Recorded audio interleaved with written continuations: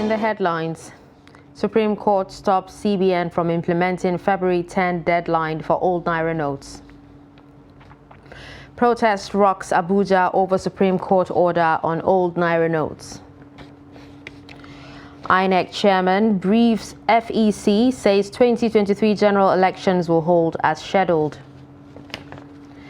And on the foreign scene, death toll from Syria-Turkey quake passes 11,000 as President Erdogan visits affected areas. Hello and welcome to Trust News Update. I'm Darshan Hussaina Usman.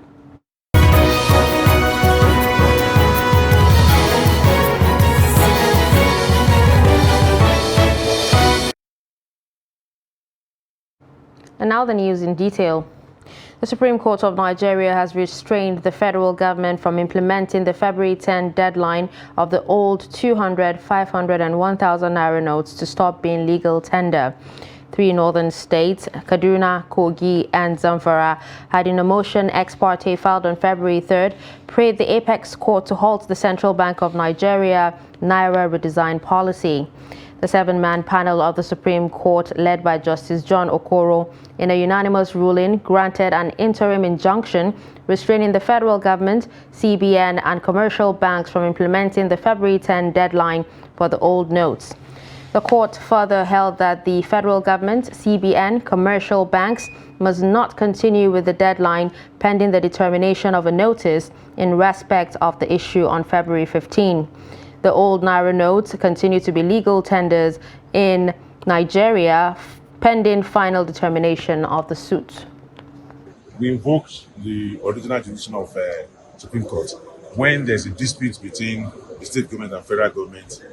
It's one of the few occasions where Supreme Court has the original jurisdiction. So we invoked the powers of the Supreme Court to hear this application.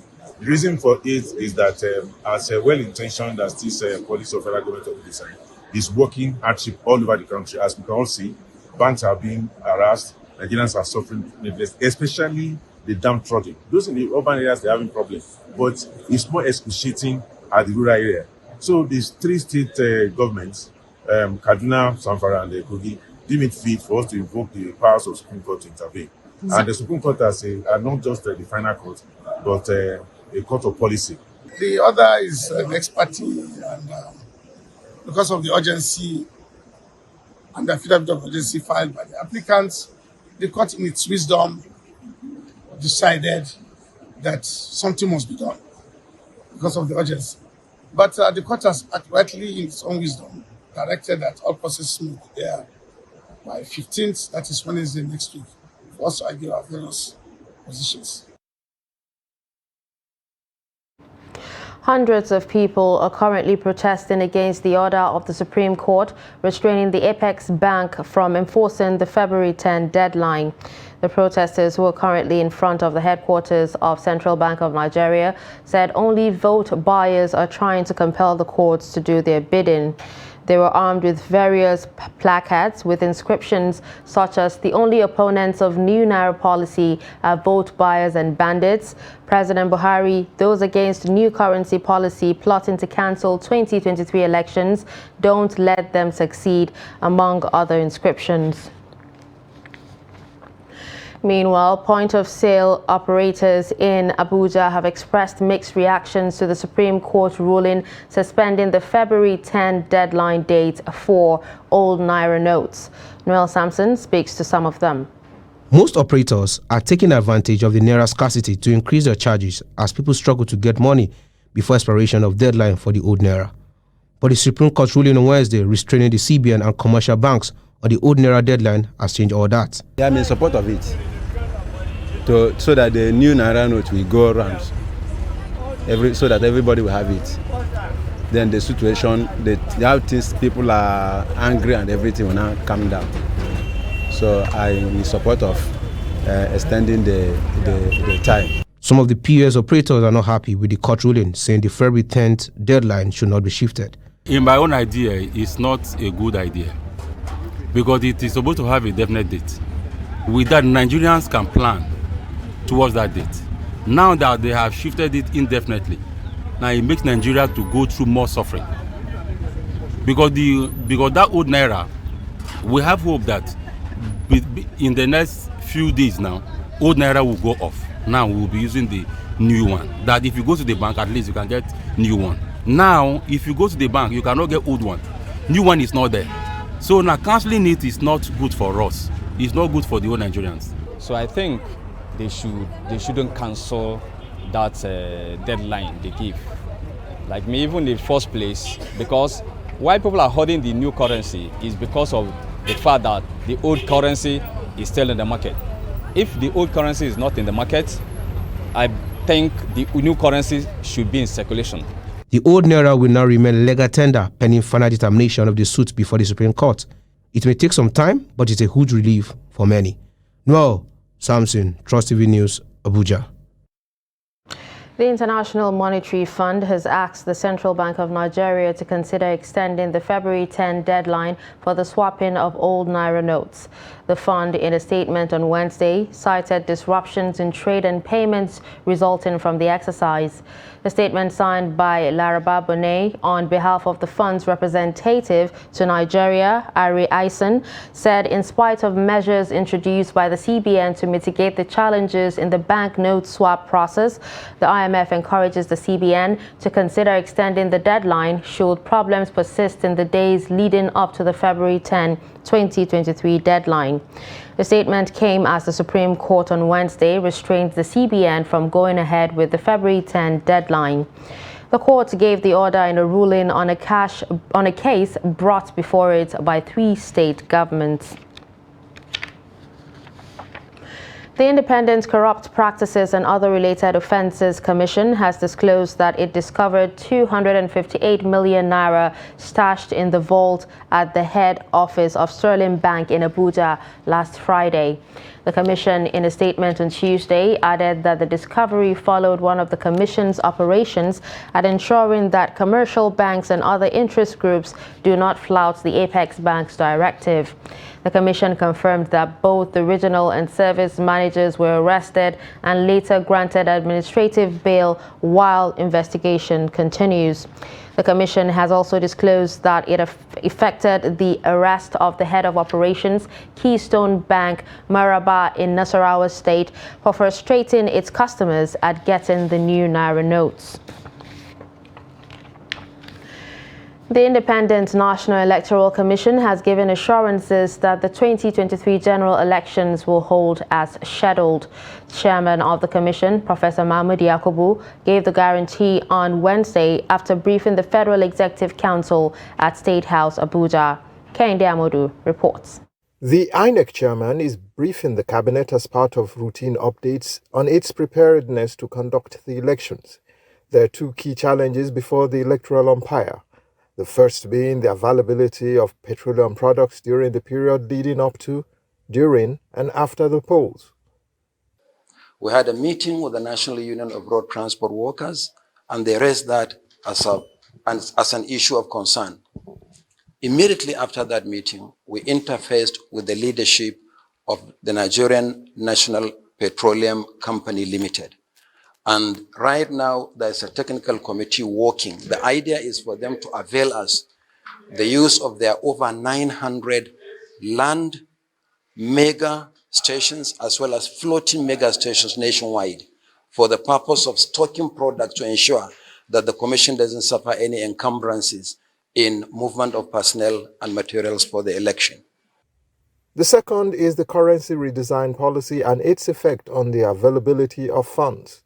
We had an engagement yesterday with the governor of the central bank, and he assured us that the Commission will not suffer any encumbrances on that score. Fortunately for us, all our accounts, national and state, are held by the Apex Bank. So we raised those challenges, but we have found a solution to those challenges. So be rest assured that the election will hold as scheduled on the 25th of February for national and on the 11th of March for the state election. The INEC chairman is confident that these obstacles would be neutralized before the elections, but has no doubt about the Commission's capacity to conduct free, fair, and credible elections. From State House, Abuja, Kehinde Amodu, Trust TV News. The National Security Advisor and heads of security agencies in the country have reassured the Independent National Electoral Commission and Nigerians of their readiness to ensure a peaceful and violence-free election. They gave the assurance when the INEC chairman and commissioners visited the National Security Advisor in Abuja. Noel Sampson has more. As the February and March polls draw closer, there have been concerns about the security of voters and election materials, especially following attacks on INEC facilities across the nation. However, their assurance of a violence-free and secure environment for the 2023 general elections, less than 3 weeks to the polls, is very welcoming and heartwarming. The 2023 elections will go on in a climate devoid, bereft of rancor. The security agencies have done a lot in the last couple of months to put things in place. I'd like to reassure the commitment of the armed forces to supporting the police in whatever form, to ensure that the security for the election is solid and that the INEC chairman along with members of this commission conduct their activities without a hitch. I want to assure members of the public that the police, in collaboration with the defense and other security sector personnel, are fully prepared to conduct the 2023 general election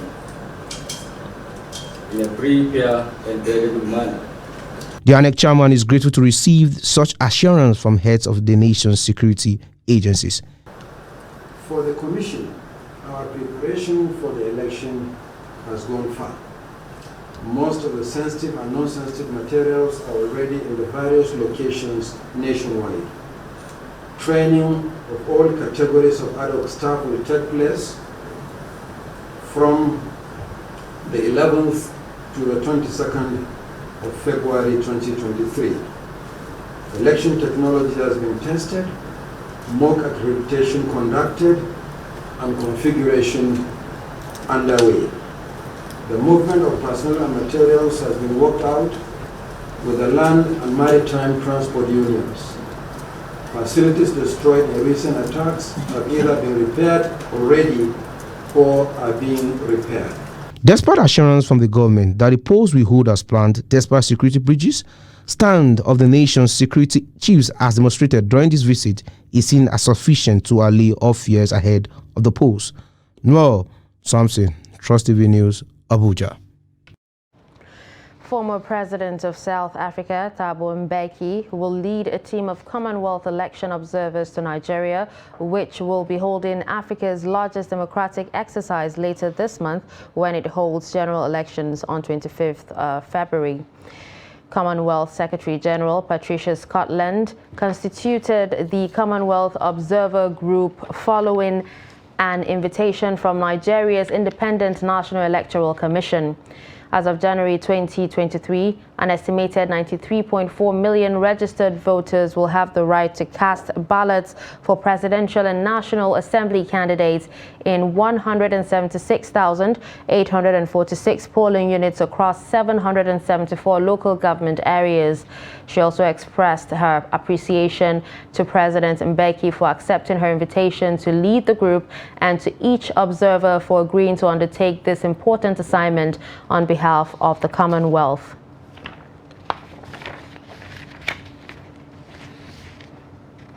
Barely 3 weeks to the 2023 general elections, there are growing concerns that potential voters may or may not have a proper grasp of the manifestos of candidates and other electoral processes to enable them make informed decisions on who to vote. In this report, Trust TV speaks to Gombe residents on their knowledge of candidates' manifestos ahead of the elections. The report. It is less than 3 weeks to the presidential and National Assembly elections across the country, built to hold on the 25th of February, a day millions of Nigerians will vote to choose leaders that will steer the affairs of the country in the next 4 years. But there are growing concerns about whether or not potential voters have a clear understanding of the manifestos of candidates of political parties to influence their voting decision. We speak to some Nigerians on how they assess candidates whom they may vote for in the upcoming election.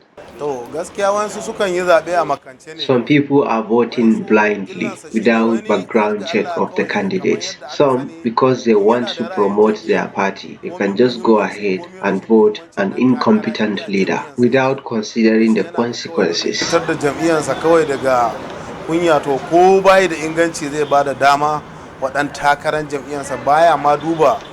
I focus on the one who knows the problem of the people currently and who will be able to deliver his campaign promises. Kuma zai iya tabbatar mana kuma da alkawari kuma akan abunda za mu yi zabe a kansa. I am assessing the candidates to see whether they have contributed to the development of the people, even if they have held public office or not. To also confirm if he has done anything to develop Gombe State. If he does, I will like him. In a recent interview with Trust TV, a political scientist from the Federal University of Kashere, Babayo Sule, spoke on what the electorate should consider before voting a candidate. What else are you looking for? A public representative in an office, if not performance. You want him to improve your life. What if it is an incumbent? What has he made on ground? What is he able to achieve? What is the gap he is able to close? Analyze that. If he's a contender that has not been able to win or secure any public office, go through his record. Which office has he held? Is it private? Is it business? What has he done with that? How many people is he able to support, sponsor? How many projects is he able to drag or do within his constituent? Look at that. So this is one. Number two, credibility and integrity. Credibility and integrity speaks volume of a candidate. What is his potential of fulfilling promise, of being sympathetic with the public? So people need to look into all this. As it stands, the hope of all Nigerians is to have credible leaders that will resolve the multiple challenges bedeviling the country. From Gombe, Ibrahim Ismail reporting for Trust TV. You're watching Trust News Update. Coming up after the break. How poverty is increasing divorce cases. Stay with us. Security has to be an area they must work on. We are going to have our own country called Biafra. You are afraid to come out and move about, lest one hoodlum or the other will harm you. People who have guns and the rest of them could be attacked. How about we, the helpless citizens? Olo office was attacked. The Isu office was attacked. I haven't even seen where people are going to collect their PVC for food. The IPOB people, they're not criminals, but they're just crying out for justice and help. We would deploy reasonably and strategically to make sure that we decimate the activities of these bad elements who are causing problems in the land.